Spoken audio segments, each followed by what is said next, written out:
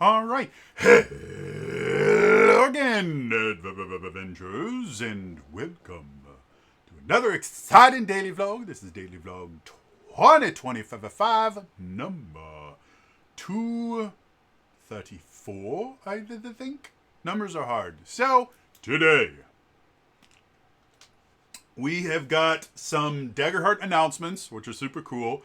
And it's time for me to destroy some delusions here because, oh dear God, has the Daggerheart community gone crazy.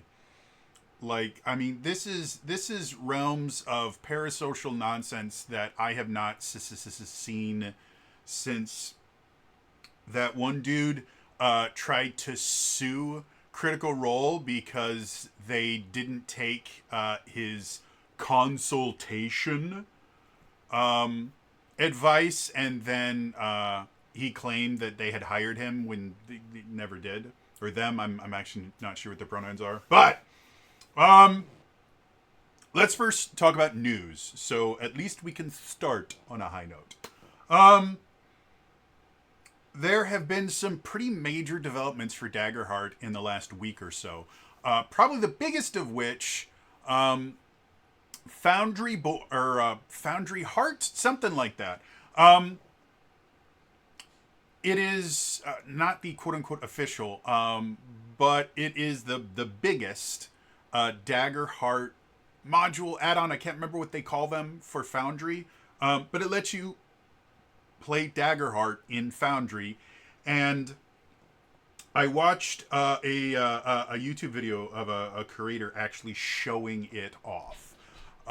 And as far as I'm aware, right now, it has, I think it has everything in the SRD is contained in there in some way, shape, or form, aside from maybe a couple things that they couldn't figure out how to implement.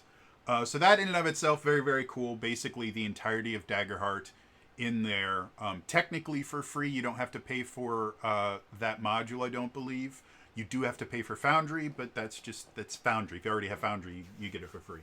I watched the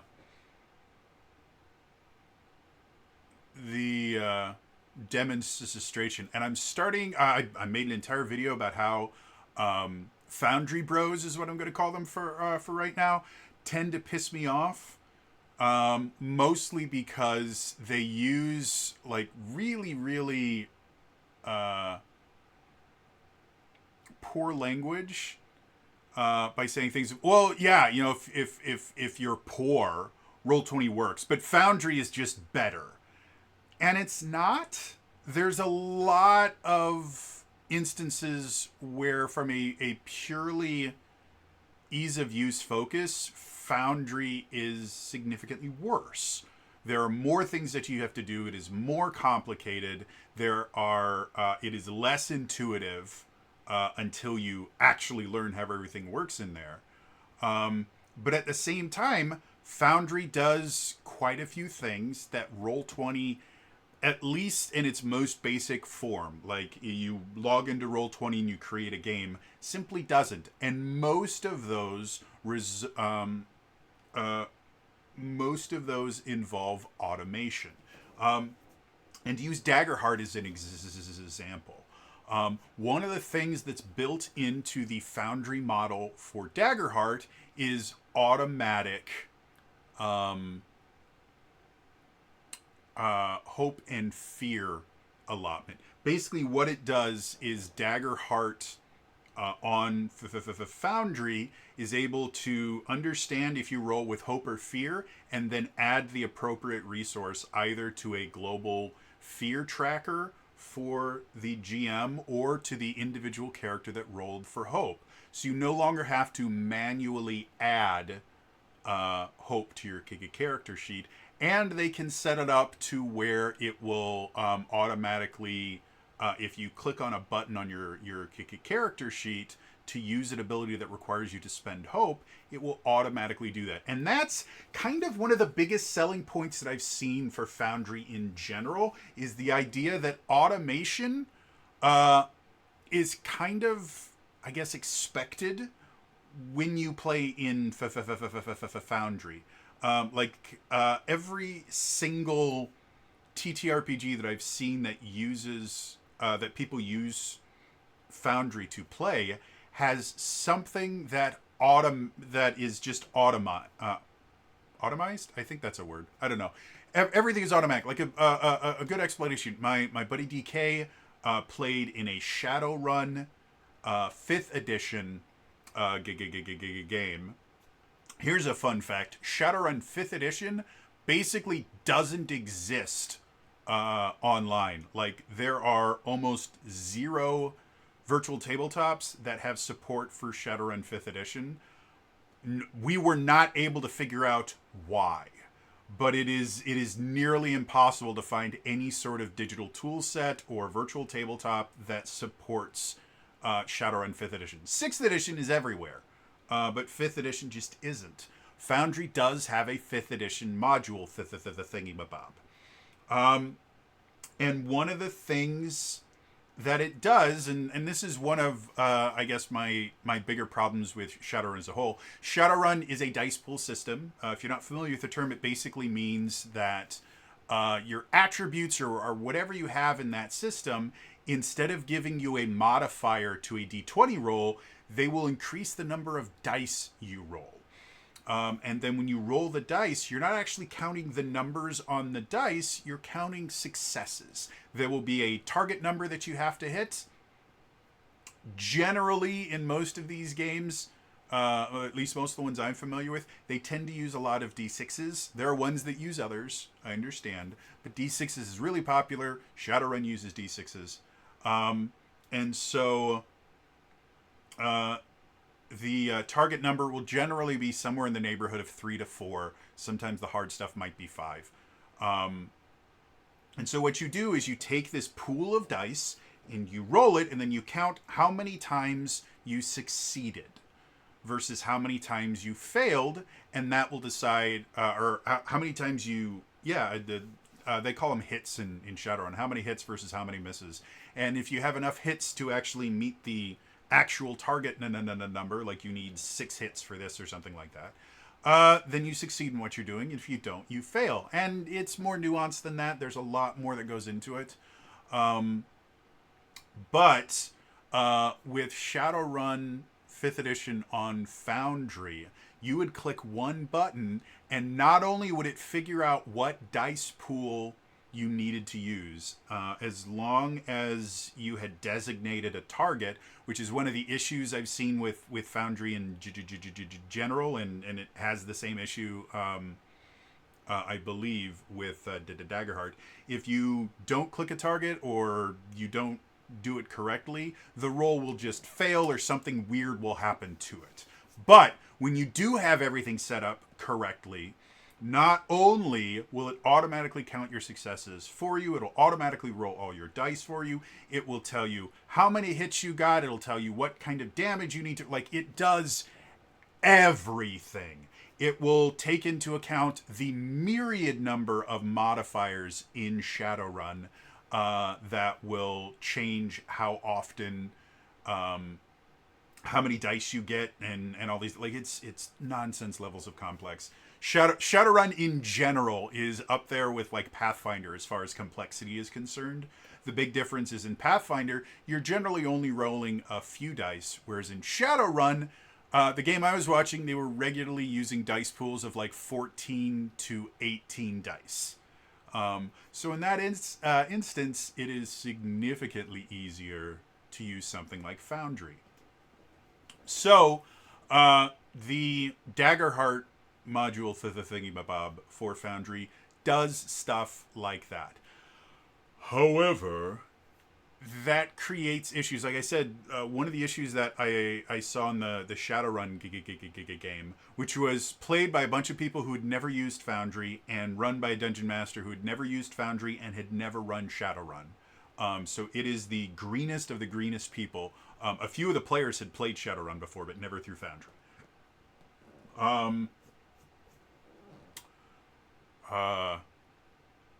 One of the things that would happen to the GM specifically is, as they were attempting to make their rolls and things like that, they would either misclick or something wouldn't go right and the roll itself would fail. And it would take like an extra 5 minutes for them to figure out, okay, why is this roll? It doesn't make sense to me. I clicked the roll button. Why is nothing rolling? Oh, it's because I have the wrong target clicked, or I don't have a target clicked, so it won't let me make this attack roll because I'm attacking nothing, or I'm attacking a lamp and apparently I'm not allowed to do that.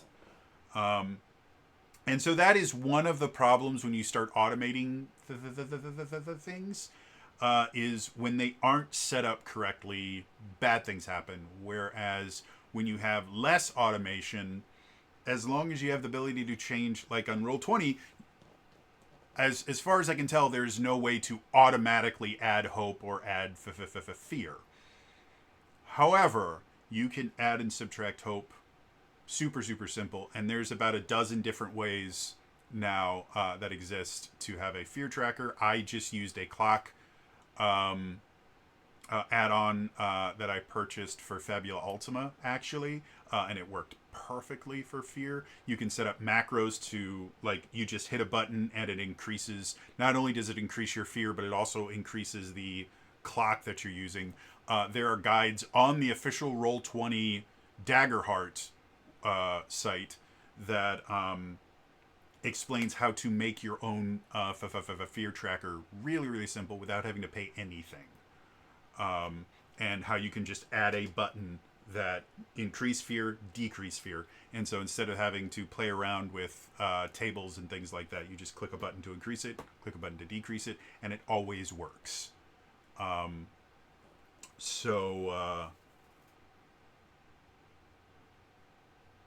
Yeah, like, I mean, it's... I get the selling point of Foundry, but again, having seen how this new Daggerheart plugin for Foundry works, I think the character sheets are less intuitive than the demiplane ones. There's no artwork because legally they can't do that, but you can manually add in all the artwork yourself, which again is just a shit ton of work, and technically violates copyright law. Or if you want to put your own custom artwork in there, that wouldn't violate copyright law, but it does significantly increase the amount of work that you have to put in. And yeah, like, they work. I'm not saying that they don't, but having used the demiplane sheets, they just work better.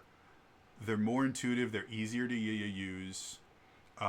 Because they're linked with demiplane. I don't have to prep anything. If I want to give my players magic items or loot or anything like that, I just tell them, hey, this is the name of the item, and they can go and immediately add it in Roll20. Can just immediately add it to their character sheet and have access to it.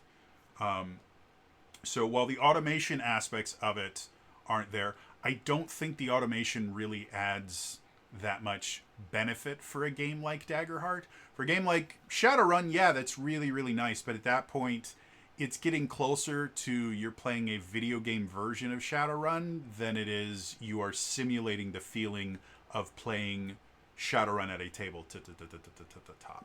Which, again, is perfectly fine. I play a lot more video games than I do TTRPGs.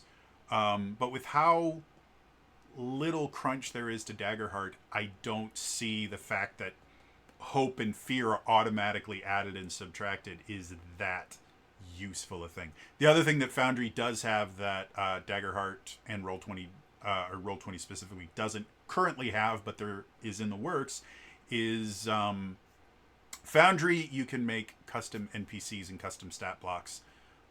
In Roll20, you can just modify existing stat blocks for adversaries or threats or whatever they call them, the bad guys. So that, there's no way to compare. Foundry has got the win there. But again, we're working on that for Demiplane, so they won't have that for very long. The other thing that I thought was kind of interesting and cool, in one of the things that Foundry has that the review was kind of glowing over is instead of using feet measurements in Foundry, it will actually automatically translate feet measurements into the distances that are in the Daggerheart Giga games. So melee, very close, close, far, very far. And so you can measure things instead of in feet or something. You can measure things as, oh, that enemy is in close range. That enemy is within far range. Things like that. That in and of itself, not only is that very cool, but that also gives you the ability to run gridless Daggerheart easier online. All my stuff I use grids. I like grids. It's what the first games that I played, my first TTRPGs all used grids. 4th edition required a grid. And I've played, I think all the maps that I've used for 5th edition have been gridded maps. So I like grids.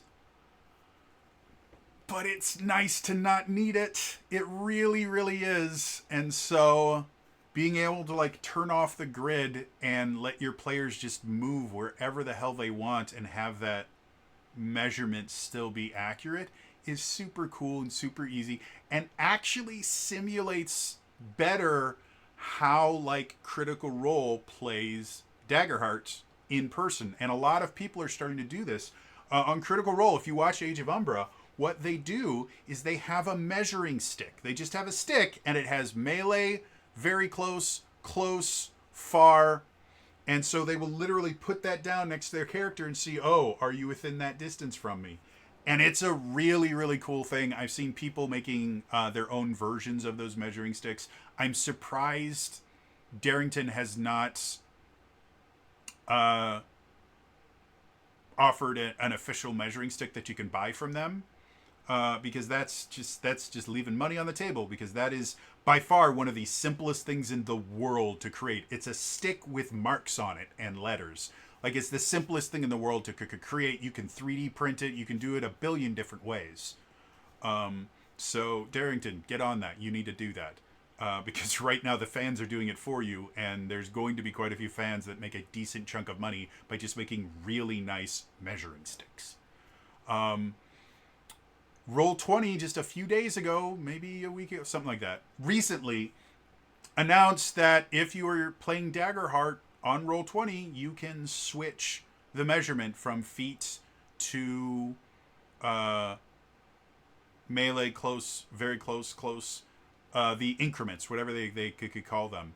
So you can do the exact same thing on Roll20 now, and like I said before, it's a really, really good quality of life improvement. Whether you're using Foundry or you're using Daggerheart, the ability to not have to translate, oh, close means within 30 feet, and just go, oh, close is that far, is really, really useful. The less time you have to do converting in-game terms into different units, the faster the game is going to play.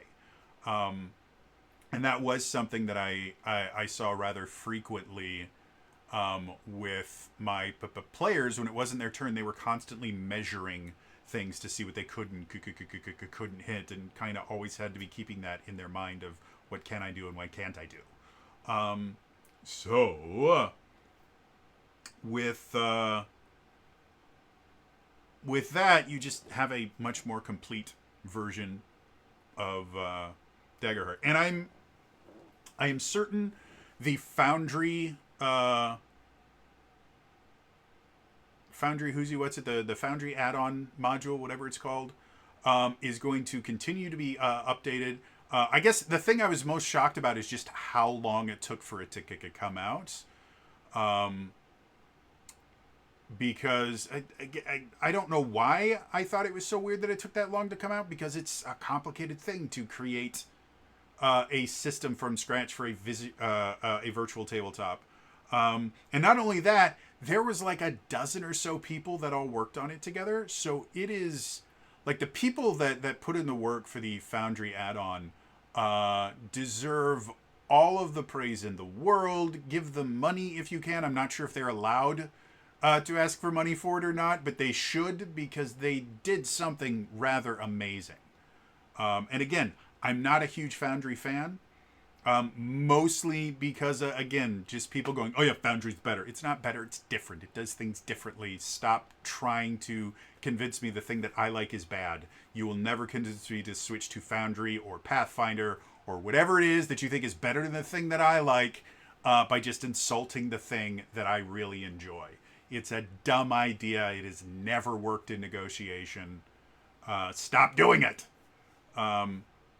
So I'm probably never going to be completely sold on Foundry, but that doesn't mean that I can't appreciate the massive amount of work that has gone into this justifiably described complete Daggerheart package. Like, again, the amount of stuff that they have in there, my understanding is everything is in there. I believe most of it is drag and drop onto your character sheet if you want, which again is very, very similar to how Demiplane works as well.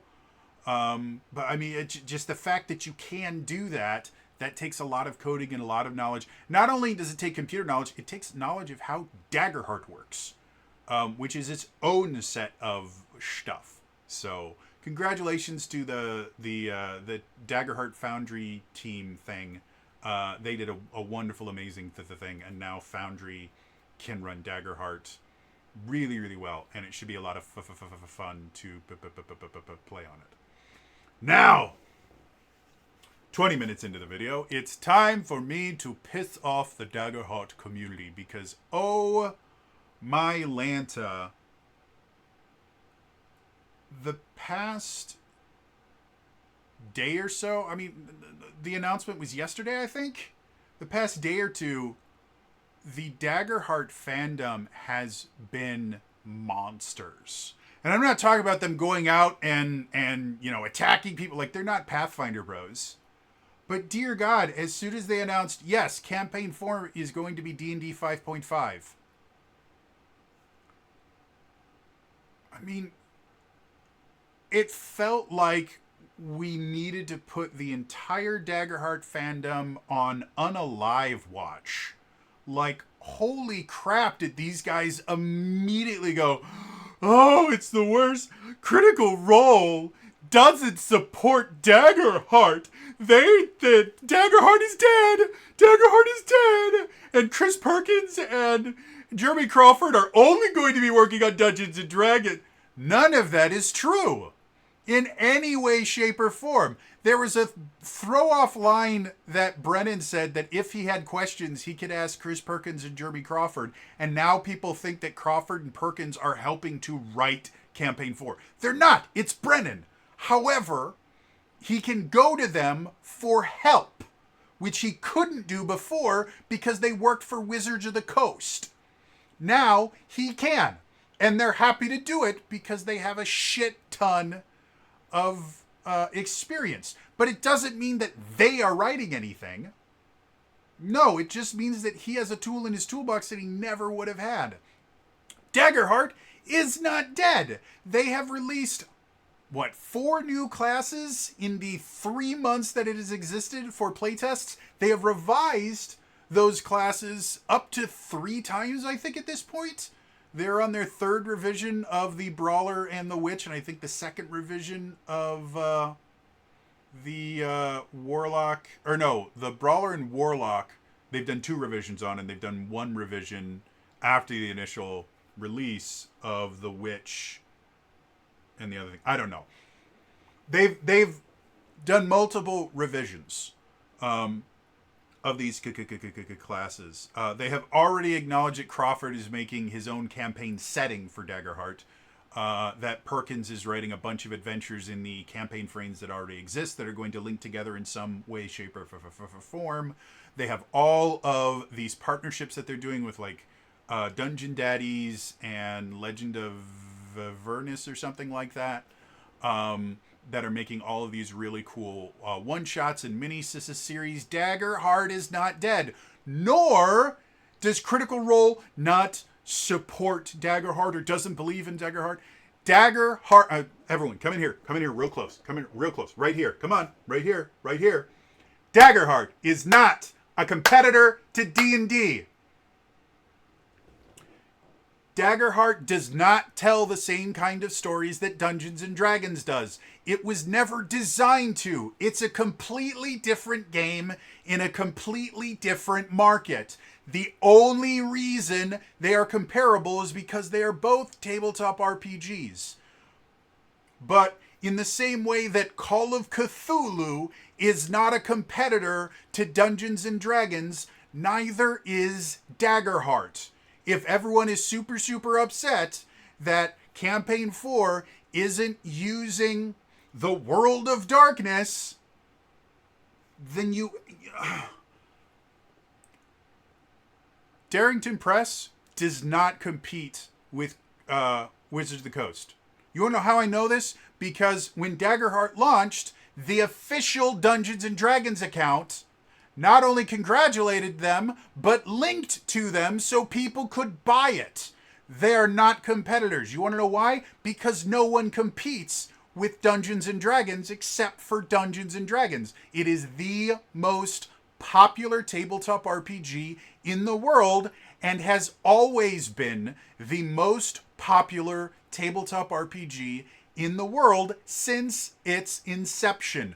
Dungeons and Dragons will not be dethroned. No one is going to quote-unquote kill Dungeons and Dragons until Dungeons and Dragons does it itself. Which if it continues the way it's going, it might just do that. I'll have a video on that tomorrow.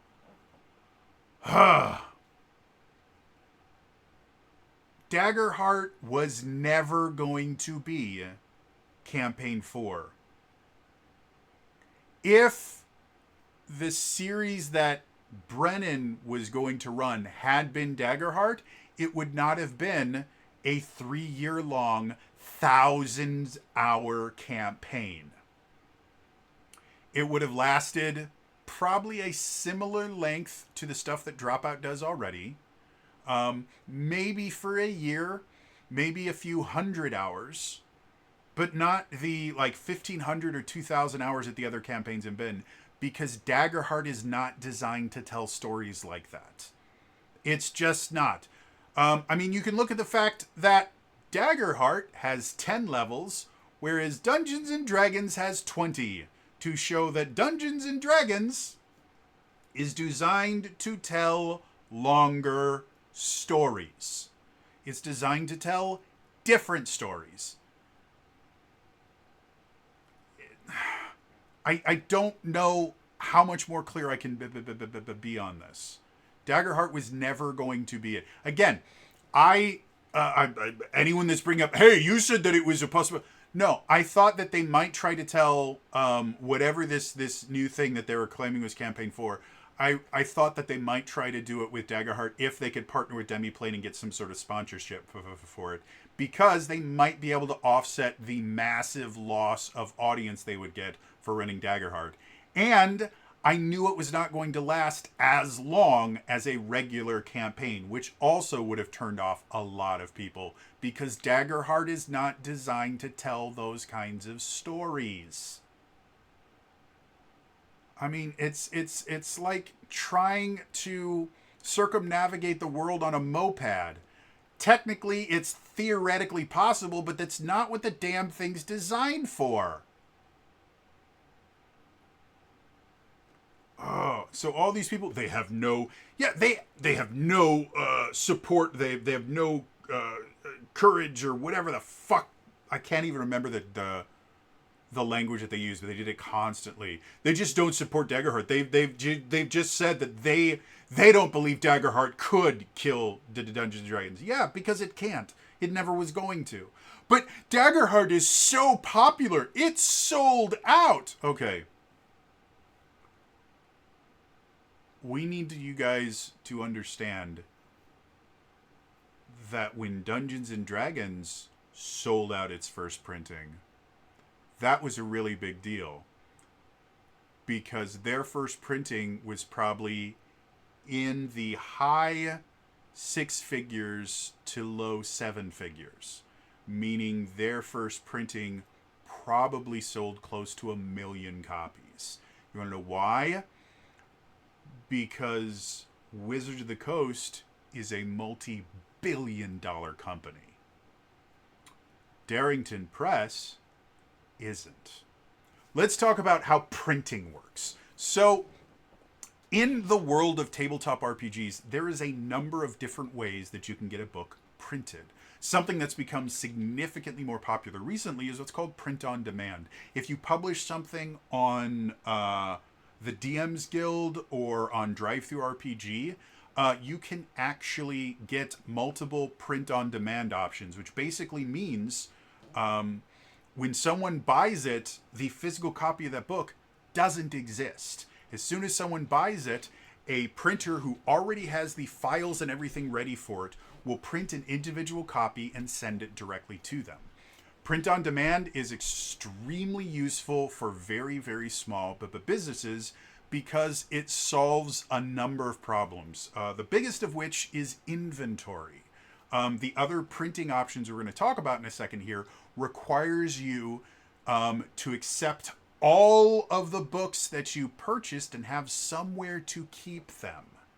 And then you have to send those off to the consumers. Printers will very rarely, if ever, actually ship it off to your consumers. They will just put it on a big old pallet and send it somewhere. Generally, you need distribution, what's referred to as fulfillment, to do that, and that costs extra, and it's generally a completely different company. Most printers will not have their own fulfillment centers or anything like that. So, print on demand, like if I was to release my own tabletop RPG, if I wanted physical copies, I would probably go with a print on demand option. And you want to know how much it costs for because they have, if you go to DriveThruRPG, they have a little calculator for something like a 300-page core book, which I think that's around what Daggerheart is. It's in the neighborhood of 300 pages. Let me look here real quick since I have the PDF here. I have my Daggerheart book back there, but I'd have to actually get up, and that requires movement. And who wants to do that? Let's go. Core rulebook. All right. So, yeah, the index starts on 363. So, a little under 400. If we go actually, because 366, and then we've got a bunch of different character sheets and it's probably about a 400-page full-color book. So, for a hardcover 400-page full-color book, you're looking at in the neighborhood of $45 to $55 per book that the creator has to pay. Like, that's how much the book costs to make. Meaning you would have to sell that at a minimum of $60 to $70 to see any profit. That is just profit from the printing process. That doesn't include overhead or anything like that. So in general, you would probably, if you wanted to make a decent profit off of the physical books, an actual profit, you would probably have to, in the neighborhood of double the price to actually make a profit off of that. And even then, you wouldn't be doing great. Why is it so expensive? Because each book is printed individually. When you're looking for bulk printing, you start going to things either what's called digital printing, which is what most people are familiar with. If you've got a printer at home, that does a version of what's referred to as digital printing. You have a digital image of the file. It is translated into data that a printer could understand, and the printer using either inkjets or toner and a laser will print it onto each individual sheet. When you're looking for small runs, but larger than something like the print on demand, and maybe you have a fulfillment center or something like that, digital printing can be good. If you're only looking for maybe 50 to 100 copies of something, digital printing is going to be significantly cheaper than the third process, which is called offset printing. Mostly because offset printing requires, I think the smallest minimum I've ever seen is 500. most companies won't look at you unless you're doing a minimum of 1,000 to 1,500 run. So if you're doing less than 1,000, you don't want all these extra stuff. Digital printing can be good. And a lot of people think that digital printing is how all of this stuff works. There's just these massive printers that just keep popping out pages. No, because digital printing is more expensive. And the machines themselves are technically less expensive than offset printing machines, but the actual like volume that they can do is so insignificantly smaller that the actual overall cost is significantly higher for a digital printer. Also, digital printers are not designed to do as much work. So they wear out significantly faster than offset printing. So while an offset printing setup might cost you anywhere from like 5 to 10 times the amount as like a really high-end digital printer, the digital printer you are replacing easily like 5 or 10 times more than your offset printing, and the cost of the toner is more expensive. The cost of ink is more expensive. Like everything is just more expensive with digital printing. So it's good for smaller batches. I will guarantee Critical Role did what's called offset printing. Offset printing is technically the same kind of printing that we've been doing for over 100 years. Like the Gutenberg press, I believe, used either a precursor to offset printing.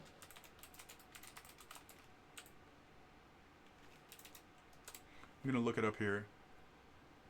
Oh, it used what was called movable type printing, which is technically a precursor to offset printing. So anyway, it follows the same basic principle. Movable type was literally that. You would literally have all of these little kind of squares that would have letters on them in various sizes. And what you would do whenever you would print something is you would actually build the entire page that you are printing letter by letter, put them all into this frame that kept them very, very still, covered it with ink, and then you would just over and over and over again print the same page over and over and over again. And that's how movable type. And it was revolutionary because up to that point, all printing was done handwritten and had to be copied. That was one of the things that monks were really, really famous for. Is monasteries would spend like a lot of monks, that's the only thing that they did, was they would just copy books. So offset printing is a little bit different. What happens is you create a metal sheet kind of thing, but I can't remember what it's called. Offset printing. I'm going to actually look at this. Plates. There we go. You create a metal plate. And basically what it is each different page that you're printing has its own little plate. Creating the plate itself is a little bit expensive because it requires literally making a completely photo exact replica of whatever is on the page. However, once it's created, it is unbelievably simple to print just tons and tons and tons and tons and tons of copies. So the most expensive part of offset printing is the initial setup cost, because you have to create all the plates. It also means that anytime you have to change something, it creates a significant increase in cost, because you have to create whatever page has been changed, even if you're just slightly changing margins. That means that the old plate has to be thrown out and you have to create an entirely new plate. And then the way that they print it is they put ink onto the plate. Fascinating thing, the ink is oil-based. And so what they do is they basically wet the plate so that the ink won't stick to the plate, because oil and water don't mix. But it will still stay in the right spots. And then they transfer from the plate to a rubber blanket, and then the rubber blanket basically gets rubbed on all of the pages. The pages get pasted onto the rubber blanket. I'm not 100% certain of that part of the process. And you get tons and tons and tons and tons and tons of printing. It's very, very fast. And like I said, most offset printing, the minimum order you have to do in order to consider offset printing is somewhere between 500 to 1,000. Now, the more you print at the same time, the cheaper it gets. When you're printing at the levels of something like Wizards of the Coast, the cost of printing each individual book, not page, but actual complete book, is somewhere in the neighborhood of like $2. For smaller runs, it can run up to, I think, like maybe $20 if you're doing a very, very small print run. I would guess for the printing cost alone, and based on the size of Darrington Press, if their first print run, especially since Mercer mentioned that they simply weren't expecting Daggerheart to be as popular as it was because Candela Obscura didn't do super, super well. I don't think Candela Obscura ever sold out. And so my guess is their first print run was probably in the neighborhood, and this is just a guess, of somewhere between 50,000 to 100,000 copies. And I base this on a number of different things. Like, a good example, Demiplane put out statistics a couple weeks ago that over 500,000 characters have been created for Daggerheart on Demiplane. That's a really big number. That's really, really cool. And this was only like a month or so after it had been created, maybe 2 months. That's really, really cool. However, not everybody is buying their books through Demiplane. A lot of people are getting the physical copies, which don't come with a Demiplane thing. But you can also create characters for free on Demiplane. You can do what I do, which is I have a subscription to Demiplane, so I share my Daggerheart books with a lot of my friends so that they can use the character creator and they can kind of look at the book and stuff like that and decide if they want to buy it for themselves. And basically anyone that plays in one of my Daggerheart campaigns, I just give them access to my books. I think I can share it with up to 24 people, and I'm nowhere near my max. So that's what I've been doing. Which is 100% what's supposed to happen.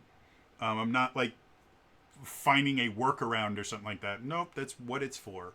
So the fact that only 500,000 characters have been created, and I want to, before I say this, part of me wonders if I'm, let's go.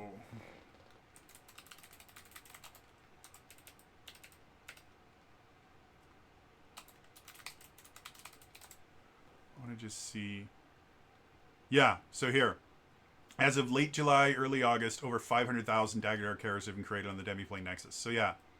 So, what does that mean?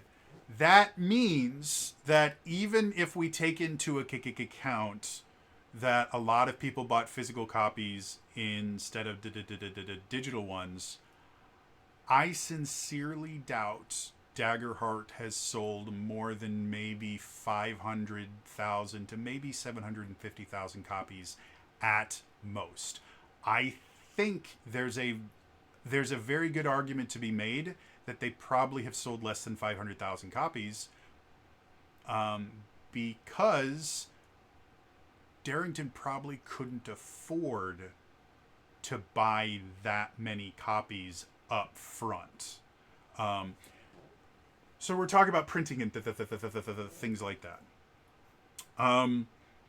When you go to an offset printing company, you tell them what you want, how many copies that you want, and when you need it by. And then they will say, okay, it's going to cost you this much. And there's a number of different ways that you can deal with that number. You can, I believe what tends to be kind of standard is you have like a down payment and before anything is started, and then you pay for the rest once everything is printed before they will give it to you. That is a very, very standard way to do things. However, in this business environment, I don't think That's incredibly common because most businesses run on credit. So, generally, what will happen is you create basically an account with them. And once everything is done, they send you a bill for the amount that you have so long to pay it for. I have no idea how Darrington Press paid for their copies. But if we look at them paying just for the printing in and of itself, to use an easy number, if we say that they paid $5 a copy, which is not an outside, is not a crazy number to think that they paid for that, for just the printing. That would mean if they did their initial 100,000 copy print run, that it would have cost them $500,000 just to print them. And that's just the book. We're not talking about the cards here, which would have been their own separate cost. And I have no idea what the cost of printing cards is, simply because like printing books is one thing. It's pretty standardized for printing cards and stuff like that. It's a completely different thing. It uses a different type of paper. And the other kind of big thing, offset printing, they will print on larger pages than what's actually being printed on because that's just smart. And then after it's all printed, they have these massive, I mean, like truck-sized paper cutters that they put these things into, and they will chop, you know, a few, like 10,000 pages at once, where they just go shunk, shunk, shunk, shunk. And so they cut it down to size. For cards, they generally will print them in actual kind of sheets. In digital printing, you print them in what's called a 9-up, meaning there's 9 on every page. I don't know if they print them in larger formats when you're doing offset printing or anything like that. But the process is basically the same. Once they, the more cards that you have on the page, the more cuts they have to make. And every cut, they charge you for. I know this because I used, one of the companies I worked for had a paper cutting service. And a bookbinding service and all these other things. And we charged by the cut. Yeah, for cards, not only do you have to pay for the cardstock, which is more expensive than the glossy, I think it's probably 24-pound paper that they use in there. It's been a long time since I've played with paperweight. I'll guarantee it's not a 20-pound paper. 20-pound paper is like your standard printer paper. I'm guessing this is a 24 pound, and it's a high gloss. So that in and of itself is going to be something. But when you look at cardstock starts at, I want to say, I think it's 60 pounds and goes up to like 120 pounds if you're getting like really, really thick cards. And the cards that they have there, I have no idea. Let's see. Card paper weight. They have grams per square meter, which I don't remember what the relationship.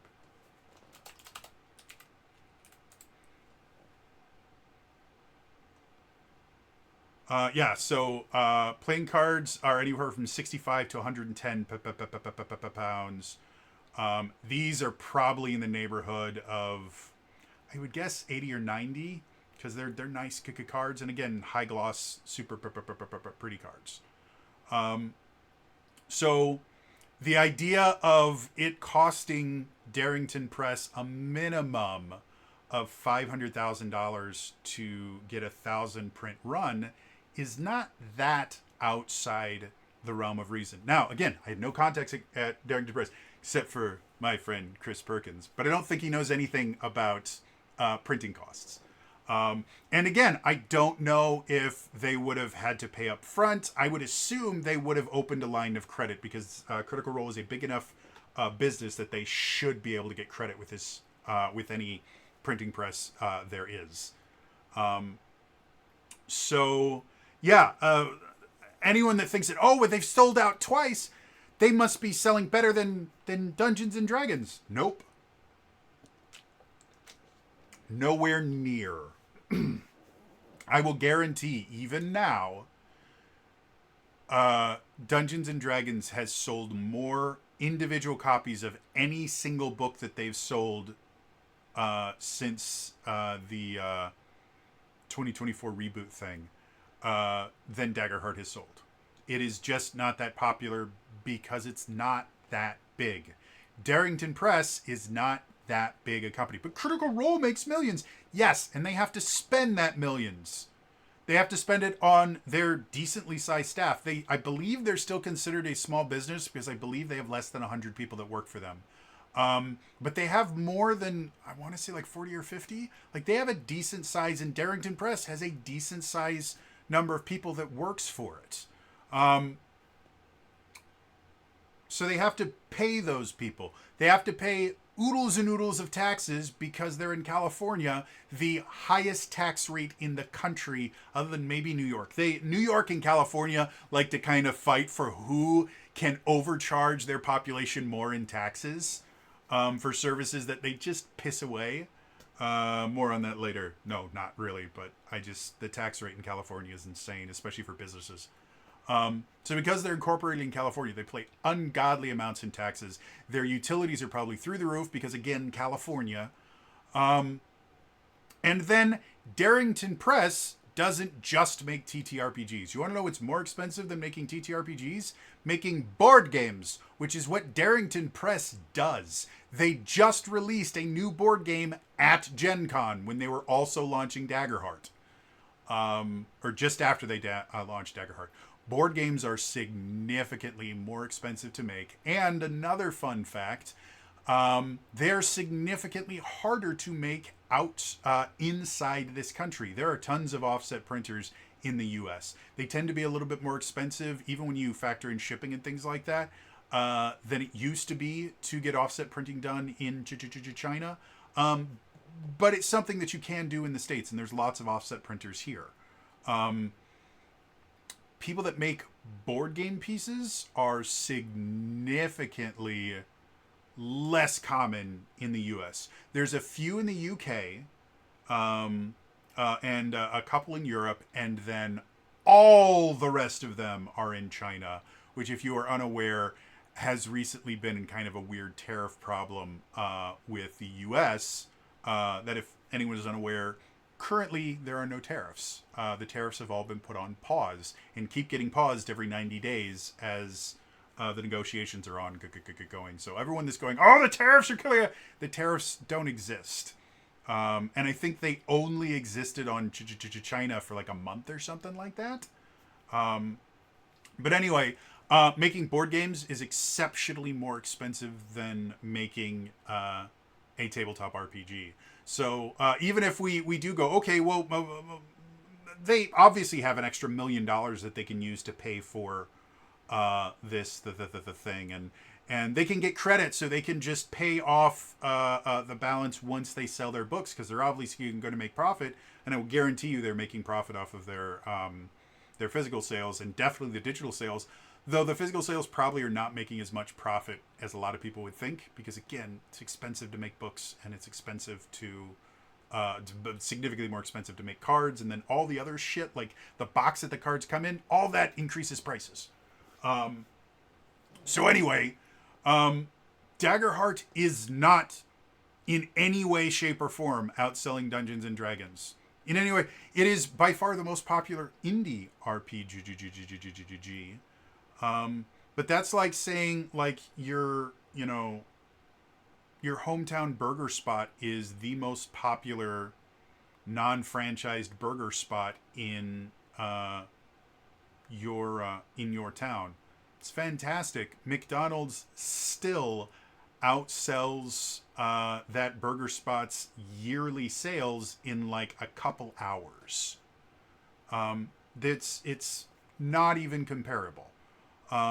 So everyone that's like, oh my God, if they had chose Daggerheart, it could have dethroned Wizards of the Coast. Nope, in no way, shape, or form. Darrington Press is not set up as a business to be able to do that kind of volume. It's just not. They do not have the ability to do that. None of their warehouses are large enough to be able to support that kind of volume. They don't have enough cash on hand to be able to get credit lines large enough to make those kinds of orders to offset printers, and they don't have the money on hand to be able to make the down payments and other things that are necessary for those offset printers to take the risk of never getting paid because the company goes belly up. Daggerheart is never, will never, was never going to dethrone Dungeons and Dragons. I do not care how much you hate Wizards of the Coast for whatever made up imaginary reason you have come up with in your head. Wizards of the Coast is a business. It is a business that has been run by some stupid people recently, but it's just a business. It's not going to hurt you. The people that make Dungeons and Dragons, on the whole, are just as nerdy and probably more passionate about tabletop RPGs than you are. They love Dungeons and Dragons. They want it to do well. Most of them. I am still convinced that there was at least one person, if not multiple people, that was actively sabotaging Wizards of the Coast from the inside during the OGL debacle. And I hope to God they got fired. Because holy shit, the amount of blatant lies that came out of trusted sources was nonsense. Daggerheart does not compete with Wizards of the Coast. Daggerheart does not compete with Dungeons and Dragons. The people that play Dungeons and Dragons don't want to play Daggerheart. And the people that play Daggerheart don't want to play Dungeons and Dragons. Now, me, it's like, well, what are you talking about? You play Daggerheart, you play Dungeons and Dragons. Yes, and Dungeons and Dragons is a very, very different experience. And I play Dungeons and Dragons when I want the Dungeons and Dragons experience. There are games that try to compete with Dungeons and Dragons. Pathfinder tries to compete with Dungeons and Dragons. They don't. Again, the best year Pathfinder's ever had was like $20 or $30 million in revenue. Wizards of the Coast just did, I think it was like $200 billion. So yeah, we're talking multiple orders of magnitude.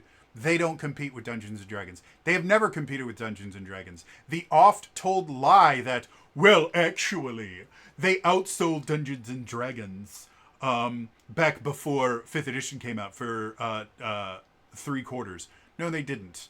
There's a very, very flawed system that in friendly local game stores, after Wizards of the Coast stopped publishing books, friendly local game stores told a dude on the phone that they sold more Pathfinder books than they did Dungeons and Dragons books because Wizards of the Coast wasn't publishing any books.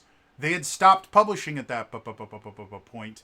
And that was only friendly local game stores that had a landline, picked up the phone, and talked to this random person giving phone calls. It didn't count purchases through Walmart, purchases through Amazon, nothing. All that survey did was it called random local game stores and asked them what they were selling the most of. It is remarkably inaccurate. So no, Pathfinder, Paizo has never outsold Wizard of the Coast in any, or Dungeons and Dragons, in any way, shape, or form. It's never happened. Darrington Press is never going to outsell or dethrone Dungeons and Dragons. Like I said, the only person that's going to dethrone Dungeons and Dragons is Dungeons and Dragons. And I'm going to even go as far as to say, if Dungeons and Dragons is dethroned by itself, anything that looks like Dungeons and Dragons will also die with it. That style of gameplay is so intrinsically linked to Dungeons and Dragons that if basically anytime Dungeons and Dragons has done something unpopular, it has hurt that particular style of gameplay. And you've watched all these other styles of TTRPGs just explode. So if Dungeons and Dragons gets dethroned because it dethrones itself from doing stupid shit, Paizo is not going to replace it. Paizo will go down with it too, if Paizo even exists at that point, because they've also been shown to be running their company pretty shittily. So yeah, the more you know. For everyone that thinks that Daggerheart or Critical Role has no confidence in Daggerheart, I'm going to say this with the most love I can. you're an idiot. I get it. You wanted to be able to brag that, oh my god, Critical Role uses Daggerheart, and that means it's better than Dungeons and Dragons. Nope. It's never going to happen. And I get that the delusional world that you created where it was going to happen is now crumbled, and now you're all sad. The feelings that you're feeling are completely fine. You are allowed to feel the things that you feel. Never let anyone tell you that you can't feel your own feelings. But the moping, the catastrophizing needs to stop. Daggerheart is going to get multiple expansions. It may even get a second and third edition someday. Darrington Press is going to build their brand around Daggerheart. You want to know how I know this? Because I would like you to name me 3 board games that Darrington Press has published without looking any of them up. I'll wait.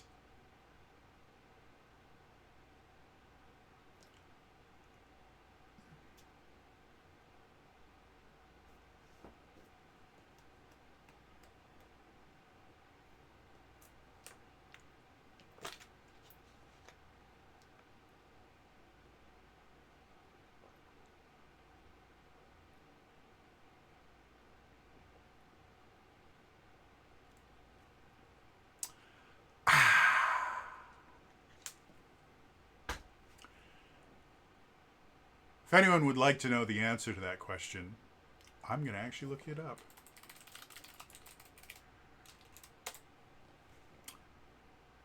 Let's go to Darrington Press.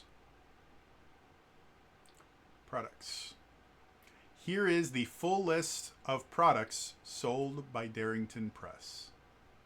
A Familiar Problem, Candela Obscura, that wouldn't have counted because it's not a board game. Caper Cards, Bell's Hells. Daggerheart, wouldn't have counted, not a board game. For the Queen. Queen by Midnight. Queen by Midnight Quarter Past, which is an expansion, not a full board game. Solar Gardens, which is the newest board game that they just released. Tal'Dorei Campaign Setting Reborn. You should know what that is. Till the Last Gasp, which I don't know if that's a board game or not.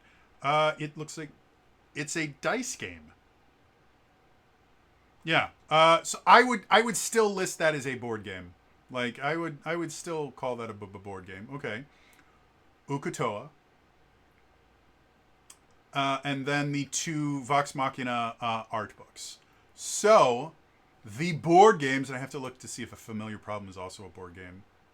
Oh no, Familiar Problem is a 1-page RPG. So nope, that's not a board game. So we have, for official actual board games, and again, Caper Cards I believe is just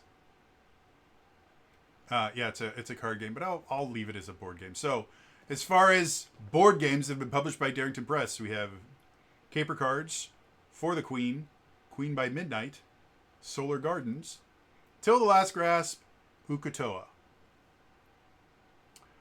I challenge you to name 3 of 6, and I will guarantee most of you couldn't do it. You want to know why? Because while the board games have been popular as far as board games go, they're nowhere near the level of popularity that Daggerheart has been, or of Critical Role. And even then, Daggerheart is nowhere near what we're looking at for Dungeons and Dragons. So, yeah, we need to get this delusion to stop. Daggerheart is one of the most popular indie TTRPGs that has been published this year. That's it. However, when we look at the other TTRPGs that have come out this year, the Brandon Sanderson one that raised over $12 million on Kickstarter, that did super, super well. Draw Steel seems to be doing relatively well. What was the other one that I literally just got? I have so many different... TTRPGs now that I can't find them. I've got like 80 some odd TTRPGs now that I own because of that damn 50 plus TTRPG bundle. Like, it's just crazy the amount of stuff that I have. I can't remember the other one that I just got. Slugbuster. Suited. That's another cool, interesting one.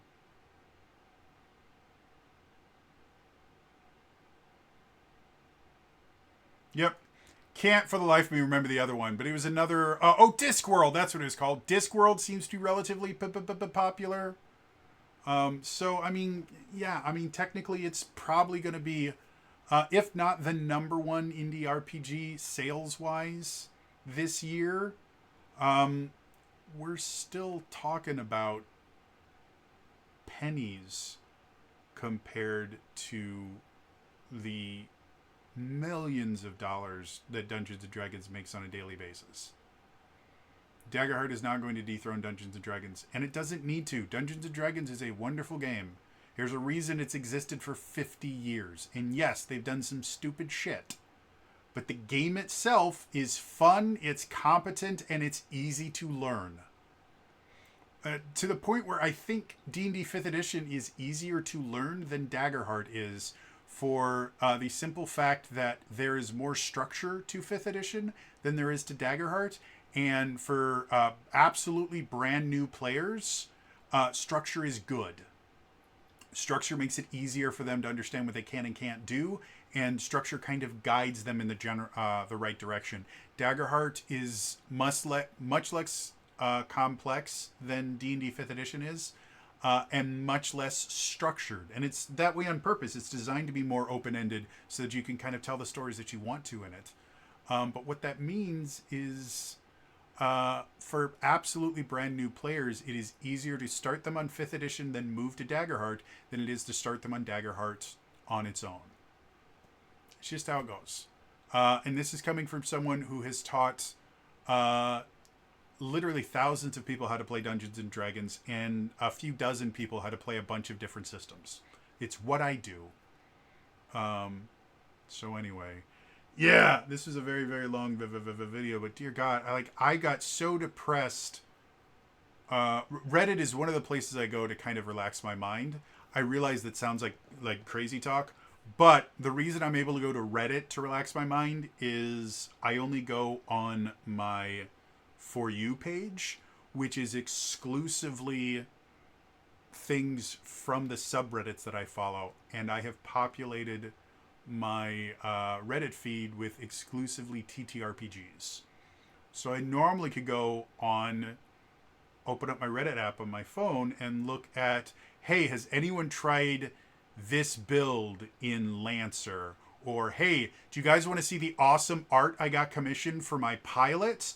Or, hey guys, look at this new campaign frame I designed for Daggerheart. What do you guys think? Or, hey, here's a new subclass. Or, hey, here's a new class. Or, here's this new thing.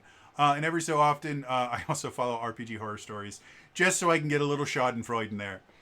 And the past day or two has been nothing but these obsessed, delusional idiots going, oh, they just put the nail in the coffin for Daggerheart. It's dead.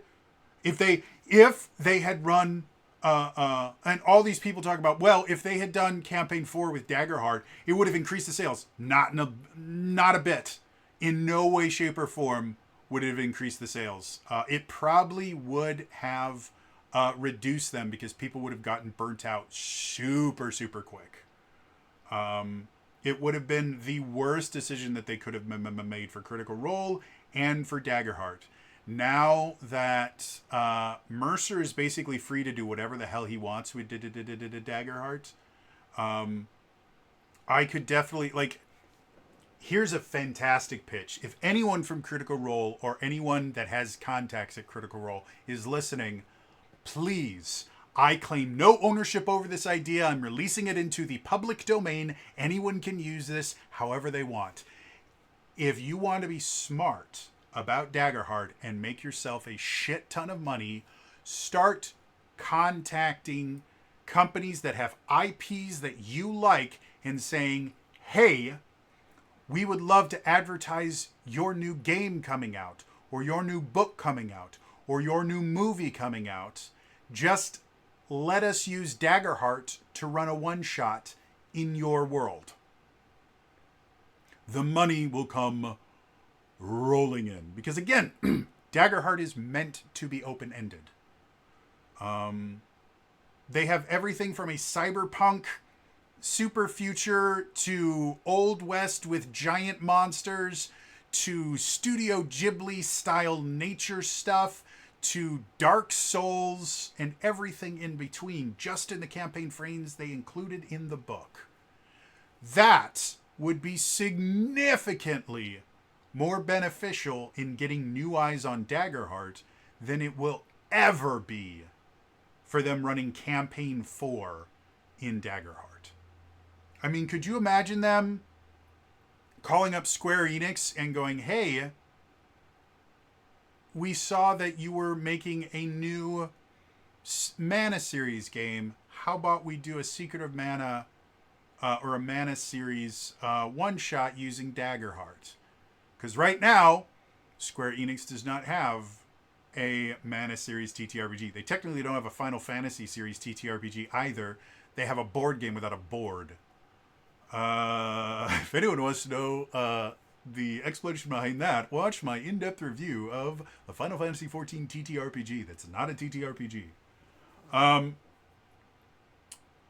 Or, call up Capcom and go, hey, we saw you guys are doing some stuff with Mega Man. How about we run a Mega Man one-shot using Daggerheart?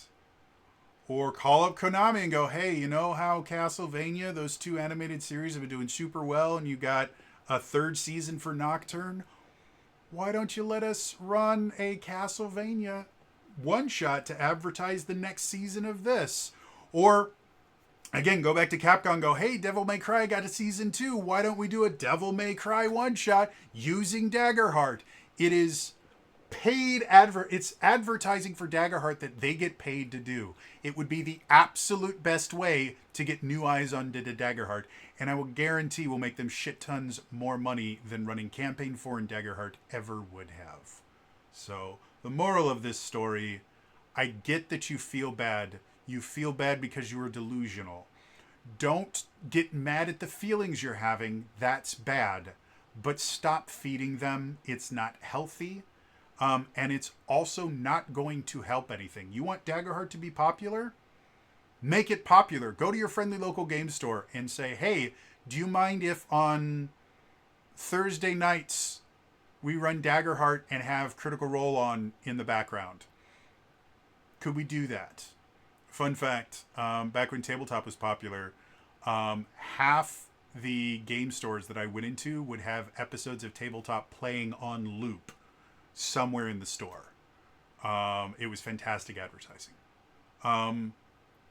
Go to your local library and go, hey, can we set up a Daggerheart night where anyone that wants to can just come in and play Daggerheart and we just use one of your rooms? Go to your local school and go, hey, I'd like to start an after-school RPG program. And I'd like to use Daggerheart. It's got cards. It's got cool stuff. By the way, if you're doing an after-school program, maybe don't give out the cards. They will come back covered in something that you don't want to identify or in multiple pieces. But there's lots of other ways that you can play Daggerheart. Like, that is how you're going to make Daggerheart really, really popular. It's not because Critical Role used it for Campaign 4.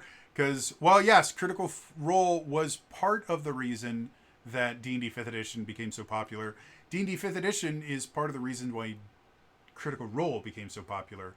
And neither of them got the viewership that Stranger Things did. And Stranger Things is still using Dungeons & Dragons terminology. So I will guarantee Stranger Things had a much bigger impact on Dungeons & Dragons success than Critical Role did. Also, The Big Bang Theory played D&D all the time, made it look cool again before Stranger Things came out. So yeah, the idea that Critical Role is the reason 5th edition is popular, not true. They have a symbiotic relationship. It got more popular because of Critical Role, and Critical Role is Critical Role because 5th edition is 5th edition. So they both helped each other. But if Critical Role had not been a thing, 5th edition would still be really popular. Don't know what to tell you. I'm somewhat interested to hear from you guys. Have the rest of you guys seen the just absolute morose pile of feelings that the Daggerheart community has been over the past couple of days? And just the sheer delusional aspects of it should have been Dagger. Nope. Let me know in the comments down below. Yeah. Otherwise, it's all free today. I'll see you guys next time. All right? Bye-bye.